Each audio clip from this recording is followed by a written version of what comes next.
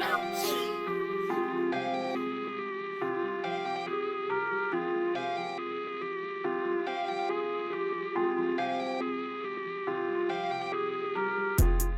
up, what up, what up? It's your boy Draper J. I'm back like prime time's hairline. You already know what it is. No need to look at your watch to know what time it is. It's your boy, I'm your host, Draper J, over here at All About the Bills, aka Brother Ballhead, aka the Mustache Menace, aka Mr. Brown Sipper. Put some respect, much respect on that last one. Alright, just like I started off my last two previous shows, I started with Coach Sean McDermott the first week. Last week, I did Josh Allen. This week, Brian Daboll, you're next. Season expectations / port card of 2020. Let's get it.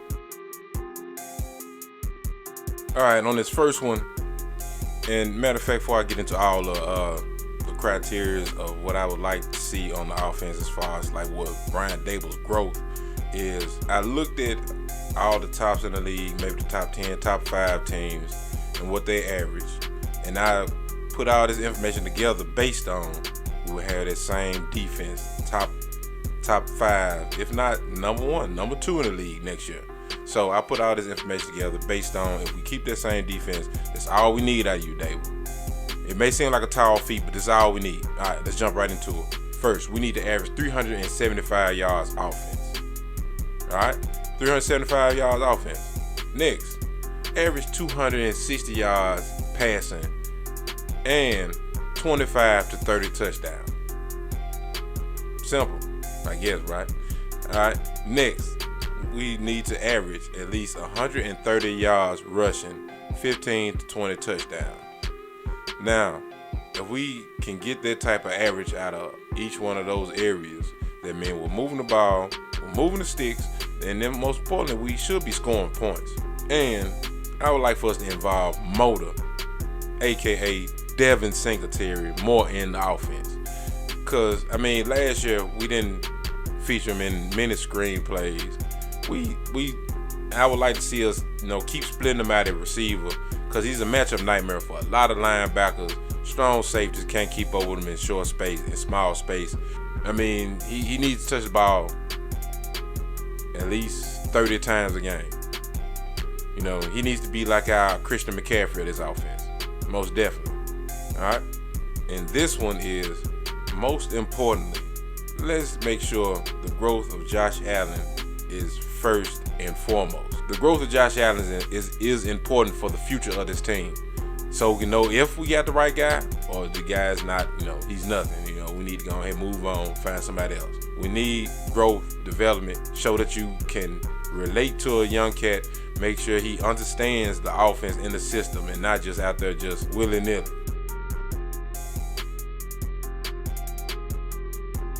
And then this leads me into my next topic. I like to do like a little segment called What If, and it leads me into this one. What if Brian Daboll construct an offense that fits Josh Allen's skill set? Kind of how Baltimore did with Lamar Jackson. I mean, but not exactly like it. It's a copycat league, but damn, I don't want to copycat the whole thing. But if you just think about it, our first 15 plays out the gate when we get the ball on offense, first quarter, that first 15, that's what they call that scripted 15. Every team does it. Just to test out and see what they can and can't do and what they may need to do in the rest of the game. I've noticed, to me, maybe I might be wrong. Drop a comment, let me know, hey, what game that we didn't do this?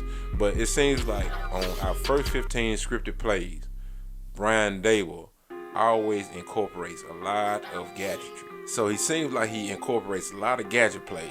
And it seems like Josh is really he's very comfortable when we do those gadget plays. What if Daboll came up with an offense to, tailor to his strengths, his weaknesses, what he can and he can't do. And, we always gonna see something like a double reverse pass, or double or reverse, or jet sweep, or fake to the running back, reverse, and you got the fullback wide open in the flat for like maybe a 15-yard gain. And things like that. I believe that if we can kind of not script the whole game. You can't script the whole game. It's impossible because the defense throws different things at you during the game. But that first 15 seems like that's a blueprint of how maybe you want to tailor an offense to the plays that he likes. Because it seems like he's more comfortable when you put him in those situations.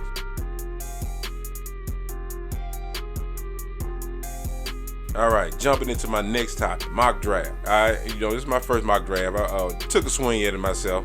I did the Buffalo Bills first, of course. I did our mock draft. The first pick may surprise you, most definitely. I mean, it's gonna surprise you because I know a lot of people may want the big receivers and maybe DeAndre Swift, but this one surprised you. Stay tuned. I do an NFL mock draft, and I will reveal who I picked for us at 22. All right, let's get it. All right, starting off, first pick that we picked in 2020, Andrew Thomas, offensive tackle out of Georgia. Now you may be thinking like, damn, why did you pick offensive tackle? And in this mock draft, I went with best player available.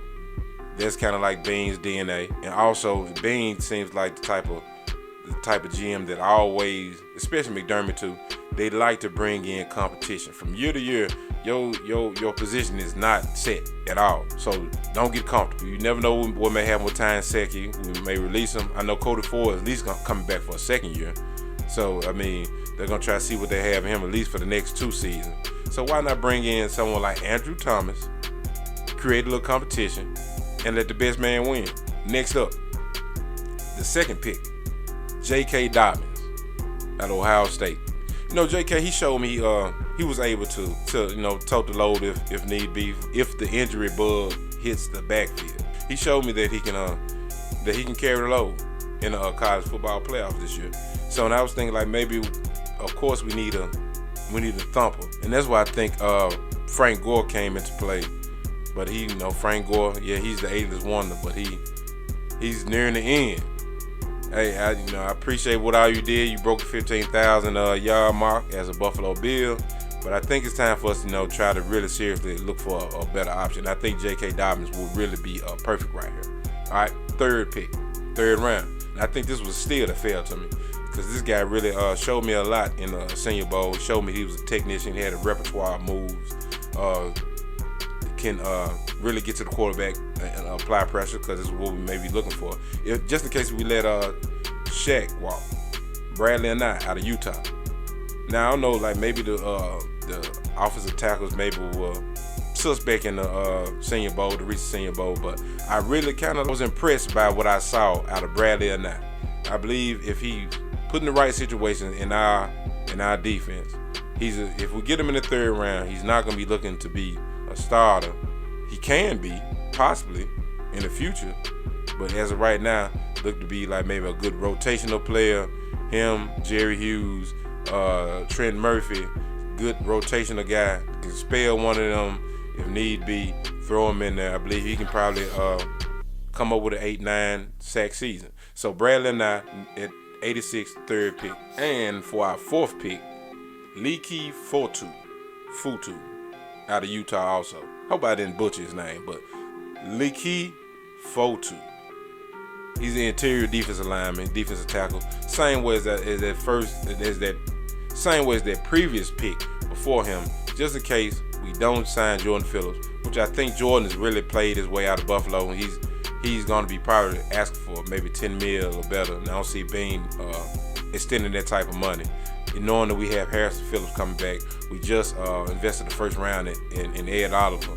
So why not grab a guy like Leki out of Utah just to put him in there? So because we really just need a good rotational player at the defensive line anyway.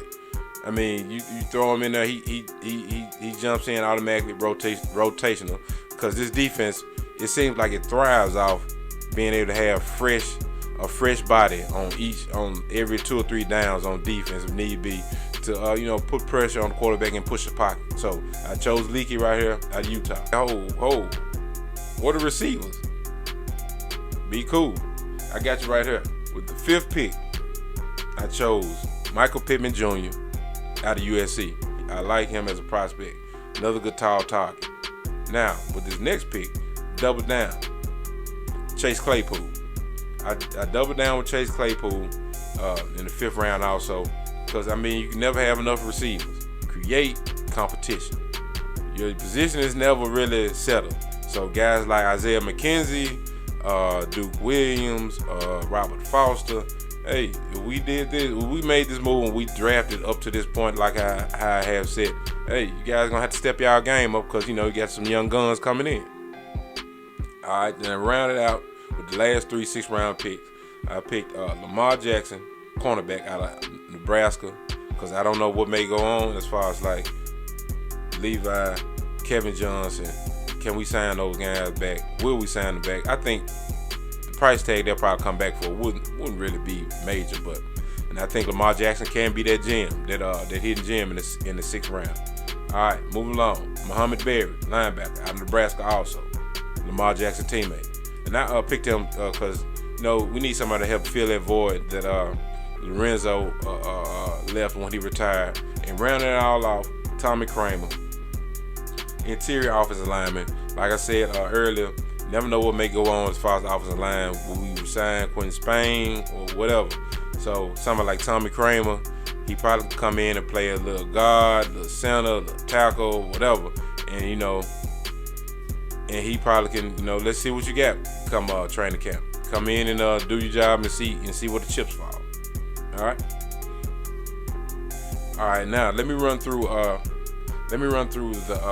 the NFL mock draft that I did. I won't go through all of them. I will share with you who I picked for us at 22 on this mock draft, and it's kind of, I guess, what some of you may want. But on the first mock draft, I just do the first 10, and I'll post the rest on Facebook. All About the Bills. Come check us out over there. On Twitter, All About the Bills at Draper Jackson, capital D, capital J, 1. Draper Jackson 1. You got me. Also on Instagram, All About the B. You can get at me on Instagram. So I will be posting on Facebook, Twitter, Instagram. So if you want to look at the rest of it, it's on there. All right, let's jump right into it. All right, first pick, Joe Burrow out of LSU to the Cincinnati Bengals. I mean, if you got a chance to go and grab a transcendent quarterback, even if he doesn't turn out to be what you want him to be, you can't pass that up. Number 2, to the Washington Redskins, Chase Young. I think that'll be a potent defense for years to come. You pair him with Montez Sweat out of Mississippi State that they grabbed last year. Don't know what they're gonna do about that quarterback situation. So this might not be their year, but I wouldn't pass on the Chase Young. If you had a chance to grab a Chase Young, go ahead and get him. With the third pick, Detroit Lions. They select. I have them selecting, rather. Listen to me like I'm really at the draft. Jeffrey Okudah, cornerback, out of Ohio State. So I chose him for them because the simple fact they're I've been hearing, who knows, it might just be something they're just throwing out there that they may either trade or cut Darius Slay. So you need, if you're gonna get rid of one, you might well take the best one on the board when you draft. Unless somebody hits you with a trade partner comes in and hits you with a deal that you just really can't refuse. Next up, 5th pick, Jedrick Willis. If you have Daniel Jones, he's your future offensive tackle out of Alabama, I'll go that route if you're trying to protect the future. So I think you might want to go and grab an offensive tackle if he's there, the best one on the board. Just go ahead and have somebody solidify one of those. If not that left tackle, maybe a right tackle, but I think he can be like a left tackle. 5th pick, Miami, of course, Tua Tagovailoa out of Alabama. To me, he reminds me of Russell Wilson a little bit, and he has that magic like Drew Brees. They have 3 first-round picks. I wouldn't play around with that thought of drafting somebody else because we got 3 first-round picks. Because this next team that picks 6 is right there, is gonna scoop them up, and which leads me into the next pick at number 6, the Los Angeles Chargers. I had them picking Justin Herbert. Yeah, so if they would have let Tua fall, they need a quarterback. They've already cut bait from Phillip Rivers. Phillip, you're out of here. So, Phillip, you're gone. Justin Herbert, in. Yeah, but with Justin Herbert, he has a chance to sit behind Tyrod for a while. So I just hope things work out a little bit better for Tyrod on this go round. So so Justin Herbert, that'd be good for him, a good situation for him. He can sit behind Tyrod for maybe a year or a game or so. But let me leave my boy Tyrod alone. But Justin Herbert at 6 right there for LA Chargers. All right, let's go ahead and speed through these next. All right, 7th at the Carolina Panthers, I had them choosing Derrick Brown out of Auburn. 8th, I have Mika Becton for the Arizona Cardinals out of Louisville, offensive tackle. Number 9, Isaiah Simmons, which I've been hearing a lot about. He's seems like a transcendent talent. Isaiah Simmons, linebacker out of Clemson to the Jacksonville Jaguars. And 10th, round it all off, like I said, if you got a young quarterback for the Cleveland Browns and you want to try to protect your investment, I had them picking Tristan Wirfs. Hope I said his name right. Out of Iowa. On the mock draft, I chose Visca Chenault. He would fit very well in the offense. He's good at those jet sweep, power sweep, and a lot of gadgetry. He could fit in, come in day one, and take Isaiah McKenzie's place as that Swiss Army knife and actually be a better asset in the passing game. So that's the top 10 of my mock draft. If you want to see the rest of it, I will have it posted on All About the Bills Facebook page. I will have it on my Twitter page, Draper Jackson 1. If you want to come check me out over there. On Instagram, All About the B _ Check it out. Check out on all different platforms.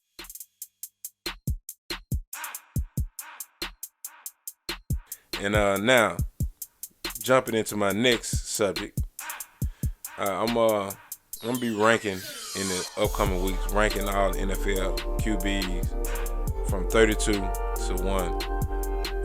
So let's jump right into it. Number 32, Case Keenum. I mean, this is self-explanatory. What's understood and got to be explained. You were pulled for a guy who wasn't even ready, and you were supposed to be the savior. I bet they were praying like, man, when is Alex Smith coming back? Number 31, Brandon Allen, Denver. 30, Mason Rudolph in the Duck Hodges situation over there at Pittsburgh. Now, it could be better once they get Big Ben back, but you got to think about it. Big Ben will be healthy, but he's aging. At 29th, I have Nick Foles and Garner Minshew. Let me start off by saying this first. That damn Doug Marrone know how to mess up a young quarterback, don't he? All right, that wraps up that segment of as far as like ranking the NFL quarterbacks, mock draft around the league. All right, now I want to do a player profile of 2 players that may be on your radar, may not be on your radar. James Bradbury, and Josh Norman. James Bradbury, when I looked at tape, second round out of Sanford, 6'1", 212 pounds. Showed good anticipation and breaking on the ball well. Very good at man coverage. Very, very good at man coverage. Showed discipline in the zone. He didn't get confused when he was out on the perimeter as far as like who he needed to hold, like if it was zone or man. And I saw something on Twitter that he might be in the range of $6 to $7 million, maybe. But I was watching NY Up in Syracuse, and I was watching Matt Prino, NY Up Syracuse. He had Marcel Louis-Jacques on it, which is like the ESPN insider for the Buffalo Bills. And I posed a question. I asked both of them. And I was like, what would you think about signing James Bradbury? And if not, what are your thoughts of us going after Josh Norman? And he dispelled it right quick. He was like, put the big zero up. Zero. He may be one of those ones when Trey might be trying to get his contract, may set the market. Yeah, he was saying that the guy might be asking for the same type of contract that Trey may be asking for. Loans deadline. So, said James Bradbury out of the picture, but when he jumped on the subject of Josh Norman, he said, well, Josh Norman is more of a viable option. It's more of that we might can get him, but Don't just think because he was a Carolina Panther, he has ties to Carolina, that he automatically be a Buffalo Bill. But he knows the system. He won't be asked to do much. He doesn't have to follow the #1 receiver. We got Trey over there. I think that maybe we can get him for that price that I probably thought that we could get James Bradbury for.